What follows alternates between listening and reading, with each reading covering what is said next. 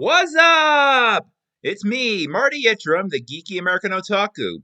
If you didn't watch my most recent Let's Play, where I did badly at NFL Blitz 2000, I'm in my new home, and as you can see, I have turned it into something I like to call the Nerd Nest.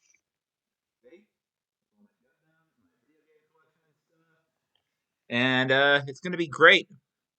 And in fact, you'll be seeing more videos from the Nerd Nest soon, including more Let's Plays. But for now, let's get back to basics with an all-new edition of 15-minute game show reviews.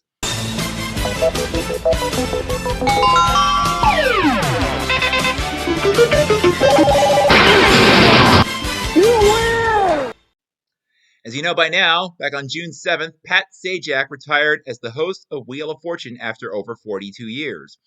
And the subject of this video will actually be a show hosted by his soon-to-be successor. And the show itself was created by the same man who created Wheel.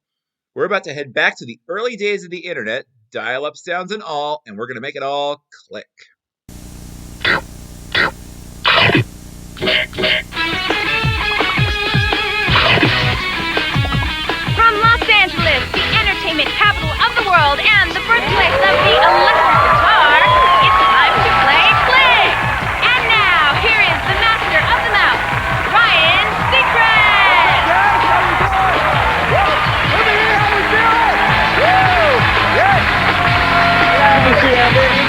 Oh man, we're gonna have so much fun today, giving away tons of cash. Yeah!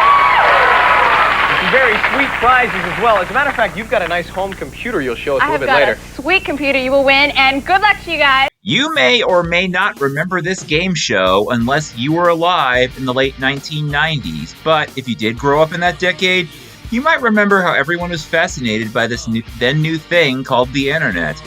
Back before it became a cesspool of Kardashians, misinformation, TikToks, and horrible influencers like Andrew Tate and Nick Fuentes. Anyway, Click was actually a really fun game show that revolved around computers and the internet when it was a brand new thing, and it had teenagers answering questions to win money. It premiered in syndication on September 6, 1997, and ran usually on weekends until August of 1999, with reruns airing for several years later on the Game Show Network. The show was created by the one and only Merv Griffin, the last show he created that debuted during his lifetime. Of course, we all know Merv was a famous TV personality, talk show host, and media mogul, and he was best known for creating the long-running, award-winning game shows Jeopardy and Wheel of Fortune. The host was a young Ryan Seacrest, frosted tips and all. Born in Atlanta in 1974, Ryan's career in showbiz began when he won an internship at WSTR Radio at the age of 16 and then became a regular weekend overnight DJ at the station. He remained there until graduating high school in 1992, and then he earned a degree in journalism at the University of Georgia. Moved to Los Angeles at the age of 19 to begin his broadcasting career. In 1993, he was the host for ESPN's Radical Outdoor Challenge. He hosted two other kids' game shows in the mid-90s in addition to Click: Gladiators 2000, a kids' version of American Gladiators, and Wild Animal Games on the Family Channel, now Freeform. In the fall and winter of 2000, he hosted NBC's Saturday Night Movie, where he asked trivia to viewers to win prizes online. In 2001, he hosted the reality prank series Ultimate Revenge on TNN for 2 years, which is now called the Paramount Network. And then he hit it big in 2002 when Ryan became the co-host of Fox's new reality singing competition, American Idol, alongside comedian Brian Dunkelman, who left before the second season, after which Ryan would become the sole host. American Idol would go on to become the #1 TV show in America for 8 consecutive years, from 2003 to 2011, making Ryan a household name. The original series ended its run on Fox in 2016. 2 years later, however, the show was brought back on ABC, with Ryan returning as the host. In 2005, he joined his longtime idol, Dick Clark, as the co-host of New Year's Rockin' Eve on ABC, as Dick had suffered a stroke the year earlier, and his speech and mobility had been impaired by his recovery. When Dick Clark died in 2012, Ryan became the sole host of the program, but it is still named in Clark's honor as Dick Clark's New Year's Rockin' Eve with Ryan Seacrest. From 2017 to 2023, Ryan was the co-host of the live morning show alongside Kelly Ripa, succeeding Michael Strahan when the latter joined ABC's Good Morning America. Ryan is also a contributor to NBC's Today Show and hosted the network's failed game show, The Million-Second Quiz, in 2013. He's also been involved in TV production, most notably the E! Network's mini-series involving the Kardashians, the very people I blame for our society's downfall. But enough about that. Ryan is also involved in radio, hosting the weekly countdown show American Top 40 since 2004, which was originated by the late Casey Kasem, and the syndicated daily series On Air with Ryan Seacrest. And of course, starting in September of this year, Ryan will succeed the legendary Pat Sajak as the host of Wheel of Fortune, joining the show's longtime co-host, Vanna White. So love him or hate him, Ryan Seacrest has made himself known in showbiz. The announcer was the show's co-host, Amber Bonasso, in Season 1, and in Season 2, Amber Willenborg. According to her IMDb page, Amber No. 1 was born in 1980, and since Click ended, she's continued to act and produce. Some of her credits include 5 episodes of the 2008 TV series The Perils of the Pirate Princess, which I can't find any images from, the 2009 rom-com Mark of Love, and the 2017 web series Battle for Denmark.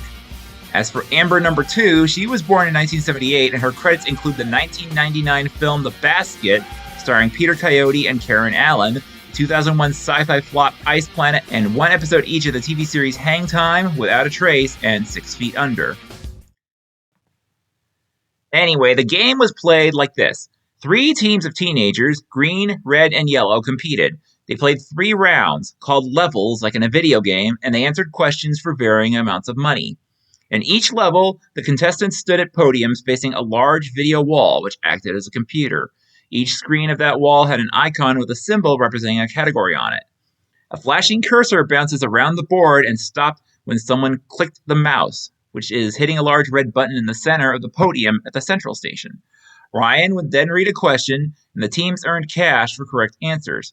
There were no penalties for wrong answers on this show. 2 main categories, again called stations, were featured in the first season, the website and the word wizard. General knowledge categories were answered at the motherboard, the station where the teams played the game. In Season 2, a 3rd station called the hard drive was added, and all the general knowledge questions were now asked there. The motherboard was now only used to click the mouse on one of the 3 stations. Also in Season 2, the word wizard was renamed the chat room. Remember those? But it otherwise worked the same. Questions at the motherboard/hard drive covered general knowledge topics such as math, history, geography, politics, news, science, literature, and the like. You know, the kind of stuff you learn in school, if you remember to pay attention. Topics at the website included emails from a famous person, past or present, real or fictional, that the players had to identify, and click pics, click video, and sound bites, which were picture, video, and audio clues, respectively. Season 2 added the home page, which had clues written in a homepage format identifying a topic. The word wizard had grammar-related questions such as spell check, where the players had to choose the correct spelling among a choice of 3, and in Season 2 this was changed to searching for a misspelled word in a sentence. Phonetics, where the players had to solve license plate type puzzles a la bumper stumpers, or a phonetically spelled word, though this was dropped after Season 1, and Dictionary, where the players picked the answer that best fits the definition of a word out of 3 choices. This was moved to the hard drive in Season 2, and the choices increased to 4. When the word wizard became the chat room in Season 2, phonetics was replaced with a new question called instant message, where the players had to identify who sent a fictional instant message. The emails were also moved there as well. The 3 rounds, or levels, were played like this. In Level 1, each team had 60 seconds, originally 90 in earlier episodes, to earn as much money as possible by facing the computer. Questions were valued at $25 to $100 in increments of 25.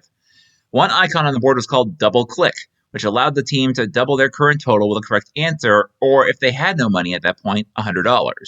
In Season 1, both players stood at their motherboard and clicked the mouse and would answer a question there, or they would run to the website or word wizard stations if they clicked on them.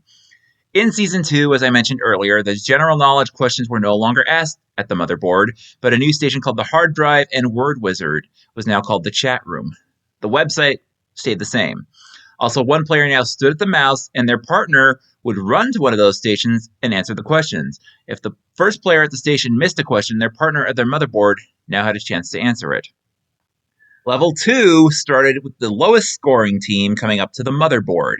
Each team kept control of the mouse as long as they kept answering questions correctly. If there was a tie for second place after level 1, there was a coin toss during the commercial break, and the winner of the coin toss got to start the round.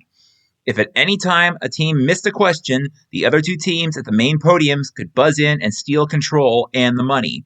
Landing on a virus or a crash, as it was called in Season 2, meant a question was asked to the teams at the podiums for control of the mouse. If neither of the other teams answered correctly, the first team kept control. The question values were still worth anywhere from $25 to $100. Finally, level 3 was the speed round. Ryan himself now controlled the mouse because all three teams had a chance to play every question, and all questions were now worth $100. In Season 2, Ryan had his back to the board while controlling the mouse. One member of each team stood at a different station while their partners remained at their podiums. After the station was chosen, the player at the appropriate place would hear the question and have a chance to answer. A wrong answer meant that the players at the podiums would have a chance to buzz in and steal the money. After several questions, an offstage, pre-recorded voice would yell. Then the players swapped places with their teammates, and more questions were asked. And this continued until time ran out. The team with the most money at that point won the game and advanced to the bonus level. All three teams, however, got to keep their money and got consolation prizes. In case of a tie for first place, or there was a three-way tie at the end, one final question was asked, and the team who buzzed in with a correct answer moved on to the bonus level. In the bonus level, the winning team had to answer 3 questions to win a pair of new Monorail brand personal computers. The rules varied in each season. In the first season, the players had 45 seconds and they simply had to give 3 correct answers. If they failed, they still received a consolation prize, such as tickets to Knott's Berry Farm. In the second season, the team now had 60 seconds, but now there was a catch. They now had to give 3 correct answers in a row to win the computers. If they gave a wrong answer or they passed, they would have to start all over again. However, they still got $100 for every correct answer, win or lose, consecutively or not. And that's how Click was played. Now let's dig into cyberspace and search for a grade. This was an interesting game show revolving around what was a then brand new thing in the internet, where its potential was still unknown at the time. Who remembers when it was called the Information Superhighway? Click took the concept of that, made it into a quiz show for teens, and it actually worked out pretty well. I remember seeing this when I was 14 years old, and I thought it was a great show. I wanted to try to get on it with a friend, but unfortunately that just didn't happen. Anyway, Click basically tested you on what you hopefully paid attention to in school, and if you did, it could pay off quite well. A really good team could probably win $1,000, if not more, plus a couple of new computers were a pretty good prize. Of course, they'd be completely obsolete now. The gameplay format was good in both seasons as well, even when they tweaked it a bit for Season 2. The only issue I had here was the bonus level. It was so much easier in Season 1 to win the computers than in Season 2, simply because they just had to answer 3 questions correctly, although I think they should have given them an extra $250 for the first 2 correct answers. In Season 2, they made it so that the team had to give 3 correct answers in a row to win, meaning that they could have given 2 correct answers but missed the third one, and then they had to start over again, and when it's possible, they'd still run out of time before they got the third answer in a row right.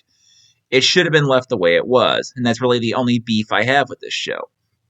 As for Ryan Seacrest, well, he was able to show off how good of a host he could be. He cracked a joke or two, and he seemed friendly to the contestants. I know some people, such as my older sister, think he's a bit arrogant, but he didn't seem that way here. Of course, I was only in high school then, so what did I know? But I think Ryan did a good job here, and he showed off his capability as a game show host, which I hope will serve him well when he takes over Wheel of Fortune in September. That being said, Click was a good game show that took a then new medium and made it challenging but fun, and it had a good payoff, and it gets a solid A. Now, here's the part where I talk about how I would revive the show if I had the chance to do so. Honestly, it seems like it would be pretty difficult to bring this show back in the 2020s. When Click first premiered back in 1997, the internet was still brand new and fascinating, and it could only be accessed from a PC. And of course, it was super slow. Fast forward 27 years later, it's become a part of our everyday lives, and it can be accessed from pretty much any device. And let's be honest, it's not as great as we all thought it would be. But I digress.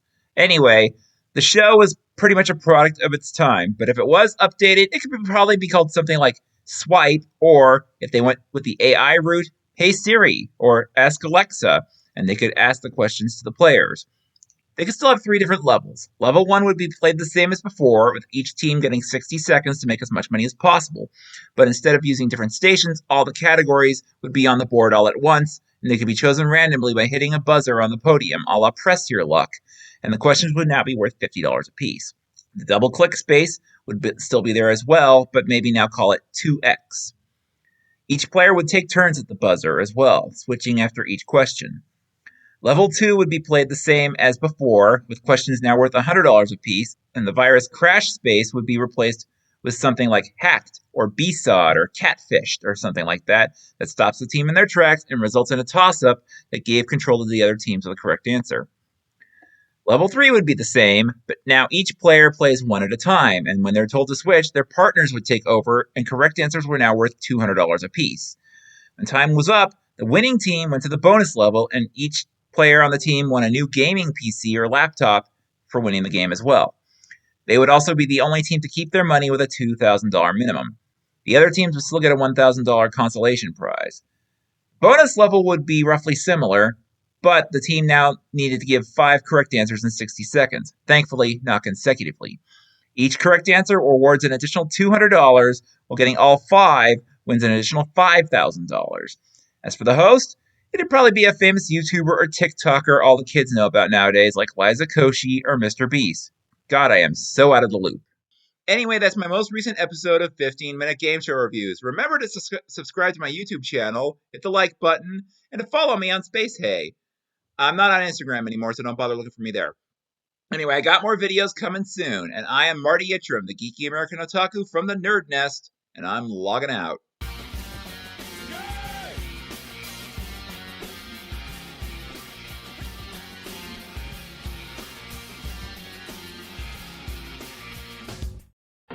D